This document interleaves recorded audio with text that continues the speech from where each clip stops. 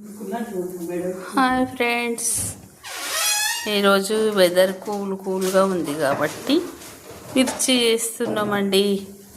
ఎలా చేయాలో చూపిస్తున్నాం. పిండి కలుపుకోవాలి. ఇందులో మంచిగా కలుపుకొని గ్లాస్లో పెట్టుకొని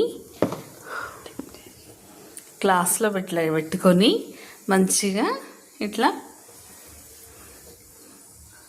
చాలా నీట్గా వస్తుంది. గిన్నెలో మొత్తం అంటకుండా ఫుల్గా ముంచవచ్చు. గ్లాస్లో పెడితే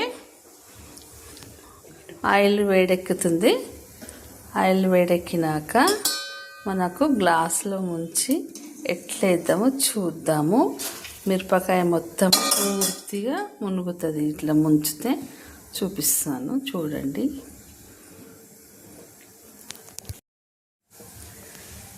శనగపిండి మొత్తం పూర్తిగా శనగపిండి వేయకుండా కొంచెం బియ్యం పిండి వేసుకోవాలి. తర్వాత వామ నలిచేయాలి, జీలకర్ర నలిచేయాలి, కొంచెం ఉప్పు కారం వేయాలి. అప్పుడు వామ వేసినప్పుడు ఏంటంటే మనకు జీర్ణశక్తి బాగా డైజెషన్ అవుతుంది. వాతము అట్లాంటిది కాదు.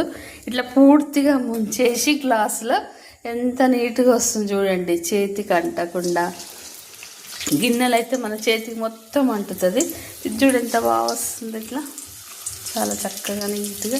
మీరు కూడా ఇలాగే చేయండి, ఒకసారి ట్రై చేయండి ఫ్రెండ్స్. చూడు ఎంత బాగుంది. ఇట్లా నీట్గా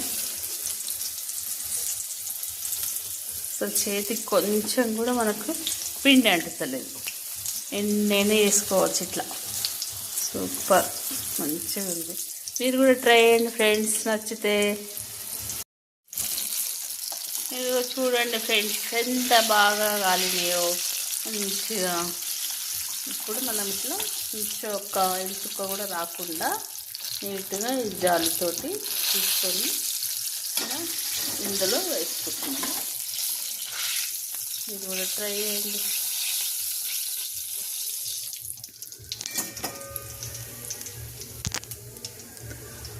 తినండి, ఇక రెడీ.